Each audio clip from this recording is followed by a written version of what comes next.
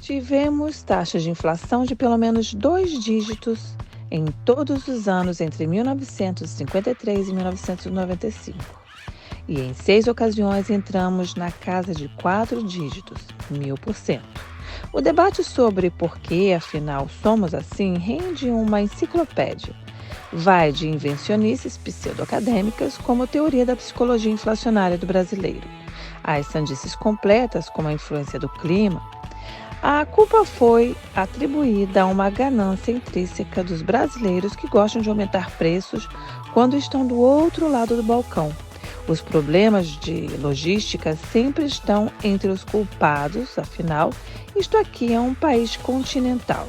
O transporte encarece tudo. A chuva, a falta de chuva e as geadas do sul também já pagaram o pato como grandes responsáveis pela nossa inflação. Mas este livro fica uma versão de Milton Friedman. O responsável, de fato, é quem tem o poder de imprimir aquilo que você carrega na carteira.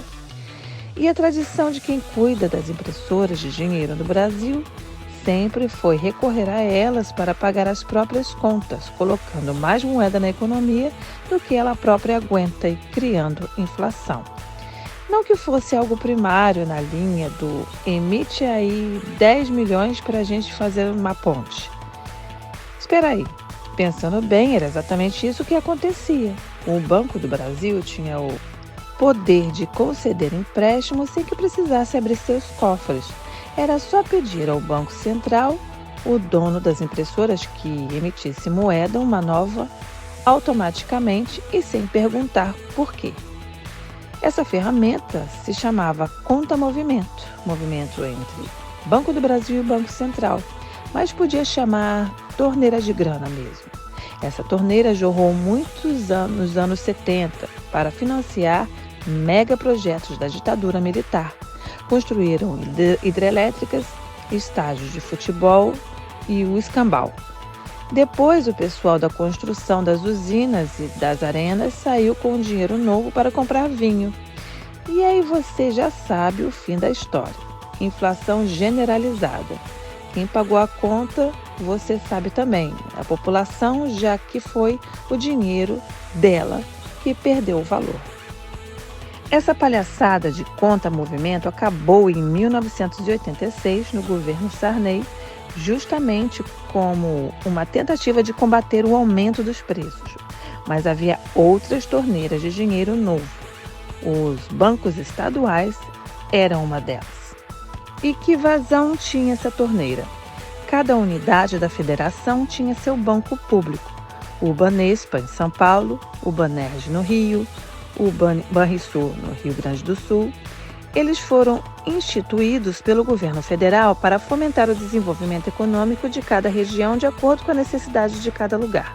Se faltava uma padaria na cidade tal e um empresário pedisse empréstimo para montar uma, ele teria acesso a dinheiro mais barato, pagando menos juros do que se fosse a um banco privado. Era uma forma de o Estado reger a economia. E uma necessidade no caso dos estados menores e mais distantes, onde praticamente não existia acesso ao sistema bancário. Tudo lindo no papel, mas a realidade sempre vem para estragar tudo.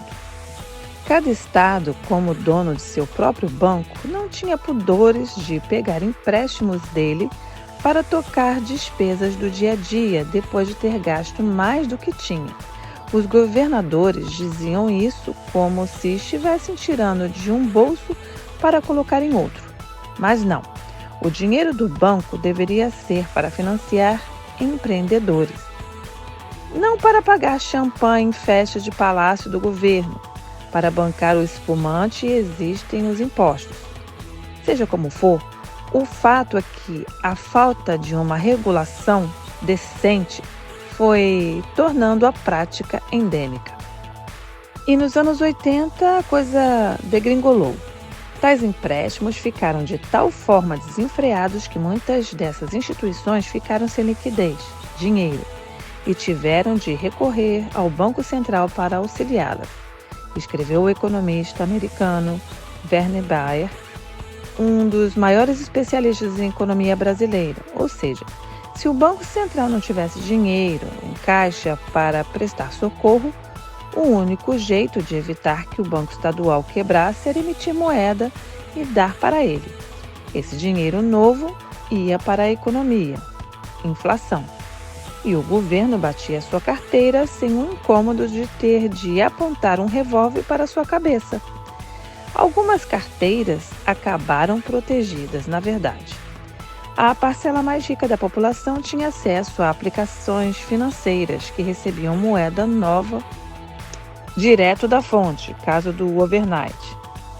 Na prática, os mais ricos acabavam recebendo sua parcela de imposto da inflação, sua cota do roubo em massa de carteiras que o Estado estava promovendo. Isso deixava a elite do país tão protegida da inflação quanto o governo e deixava claro qual é, de fato, o mal da inflação. Ela concentra a renda. O acesso às riquezas que o país produz acaba restrito aos privilegiados que tinham como se proteger dela, mamando ininterruptamente nas tetas gordas do Banco Central.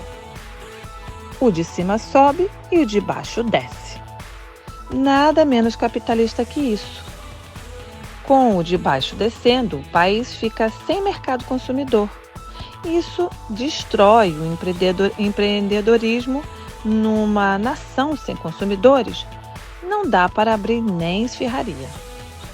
Na real, a economia acaba mais dependente de exportações, já que só lá fora acaba tendo mercado consumidor para valer.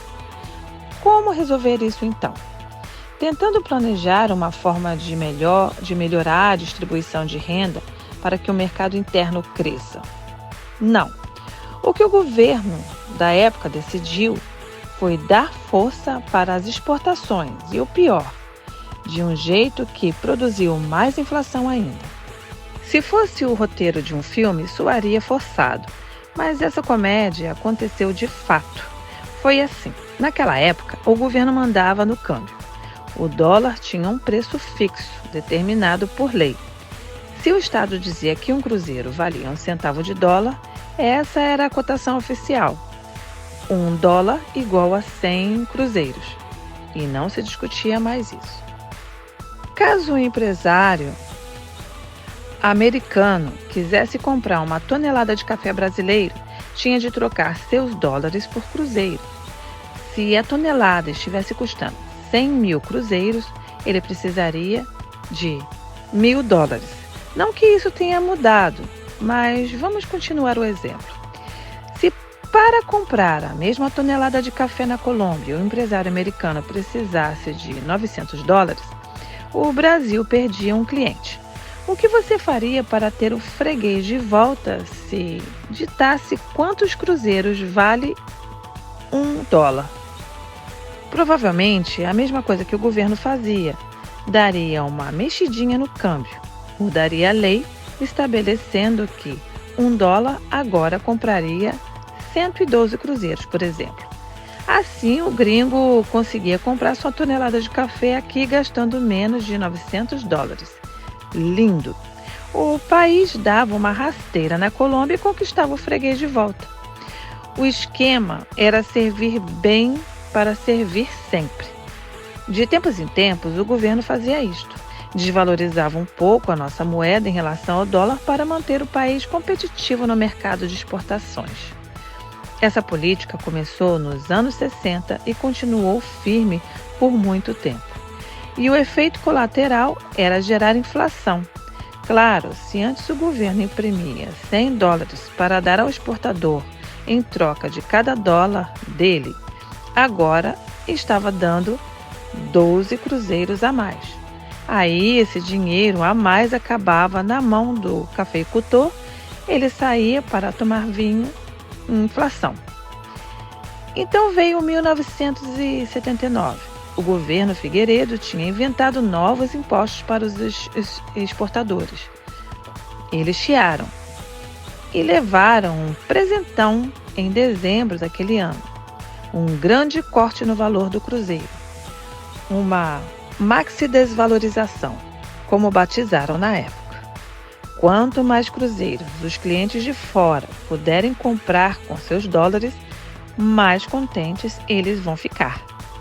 Quanto mais fregueses contentes, melhor para os exportadores e para a balança comercial do país também. Lindo! Então, tascaram 30% de desvalorização. Pelos valores do nosso exemplo, era como se $1 passasse a comprar 130 cruzeiros, em vez de 1.000 cruzeiros. Na prática, todos os produtos brasileiros ficaram quase 1/3 mais baratos para os estrangeiros e o resultado imediato foi bom. A maxi desvalorização veio em dezembro. As exportações, que tinham sido de $15 bilhões em torno de 1979, fecharam 1980 em $20 bilhões. Mas não existe desvalorização grátis. A medida ajudou a dobrar a inflação, de 55% ao ano para 110%. Mau negócio, certo? Então, por que não promover outra maxi desvalorização para ver se as coisas ajeitam? Aposto que você não faria isso, mas foi exatamente o que o governo Figueiredo fez. Em dezembro de 1983, uma medida totalmente contrária à opinião pública da época. A inflação já estava passando de 200% ao ano. O que não precisava naquela hora era alimentá-la ainda mais. Mas não teve jeito. As exportações até cresceram de novo no ano seguinte.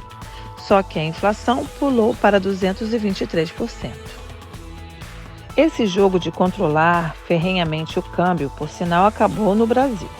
O Estado hoje entende que é melhor não se meter tanto nessa seara, para não correr risco de quebrar o país por bobeira, como as maxi desvalorizações de Figueiredo fizeram.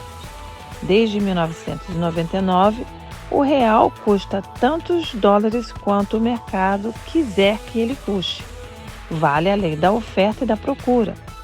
Se tiver muita gente atrás de reais, seja para comprar uma tonelada de café ou de sandálias havaianas, seja para picar e fazer confete, porque as notas são coloridas, a moeda nacional subirá, valorizará. Se ninguém mais quiser reais, seja porque acha nosso café ruim, porque nossas sandálias soltam as tiras e porque os confetes coloridos saíram de moda, ele desvalorizará. O dinheiro hoje é visto como um produto, só isso. Um produto cujo valor oscila em função da oferta e da procura, como qualquer outro. Isso não significa que o governo não faça nada para influenciar o câmbio. Uma medida comum é taxar os dólares que entram no país, por exemplo, cobrar 2% de taxa dos estrangeiros que compraram ações na Bolsa de Valores de São Paulo. Isso, a princípio, afugenta uma parcela de investidores e os dólares neles. Não que seja algo 100% bom para quem tem dinheiro na Bolsa, é um lixo, mas com menos dólares no mercado, o preço da moeda americana tende a subir. Dólar subindo significa real descendo. Bom para os exportadores. Se o governo entender que é hora de dar uma força para a exportação, é esse tipo de medida que ele tomará. Outra maneira de fazer isso é o Banco Central usar os reais que tem no cofre ou suas impressoras para comprar toneladas de dólares no mercado. O efeito é o mesmo.